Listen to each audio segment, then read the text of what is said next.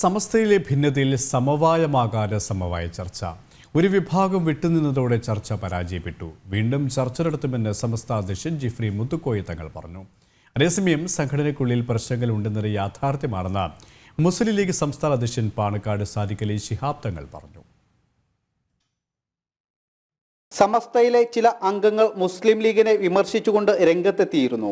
ഉമർ ഫൈസി മുക്കം അടക്കമുള്ളവരാണ് വിമർശനവുമായി രംഗത്തെത്തിയത്. പഴിചാരൽ രൂക്ഷമായതിനെ തുടർന്നായിരുന്നു ഇന്ന് സമവായ ചർച്ച വിളിച്ചത്. പക്ഷേ ഒരു വിഭാഗം വിട്ടുനിന്നതോടെ അതും പരാജയപ്പെട്ടു. കുറെ ആളുകൾ രണ്ട് വിഭാഗം എന്ന് പറഞ്ഞത് സമസ്തയിലില്ല. അത് എങ്ങനെ മനസ്സിലാക്കുന്നത് തെറ്റാണ്.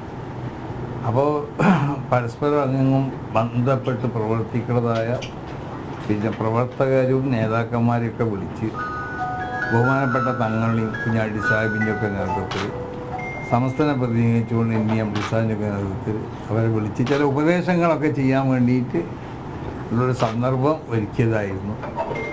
അത് ഇന്ന് ചില വിഭാഗങ്ങൾക്ക് ചില ആളുകൾക്ക് വരാനെന്താ ചില അസൗകര്യങ്ങളൊക്കെ പറഞ്ഞുകൊണ്ട് അടുത്തൊരു ദിവസത്തേക്ക് ഞങ്ങളത് നീട്ടിവെച്ചിട്ടുണ്ട്. അടുത്ത ദിവസം ഇൻഷാ അല്ലാഹ് അത് നടത്തുകയും ചെയ്യും. അതേസമയം സംഘടനയ്ക്കുള്ളിൽ പ്രശ്നങ്ങളുണ്ടെന്ന് മുസ്ലിം ലീഗ് സംസ്ഥാന പ്രസിഡന്റ് പാണക്കാട് സാദിഖ് അലി ശിഹാബ് തങ്ങൾ പറഞ്ഞു. അഭിപ്രായ വ്യത്യാസം ഉണ്ടെന്ന് എല്ലാവർക്കും അറിയാമല്ലോ. പക്ഷെ അത് കൂടിയിരുന്ന് ആലോചിച്ച് അതിൻ്റെ പരിഹാരം കാണുക എന്നുള്ള ഉദ്ദേശത്തോടെയാണ്. കുറച്ച് ആളുകൾ വന്നു, കുറച്ച് ആളുകൾക്ക് വരാൻ പറ്റിയിട്ടില്ല എന്ന് പറഞ്ഞു. ഏതായാലും ഇനിയും ചർച്ച ചെയ്യുമെന്നുള്ള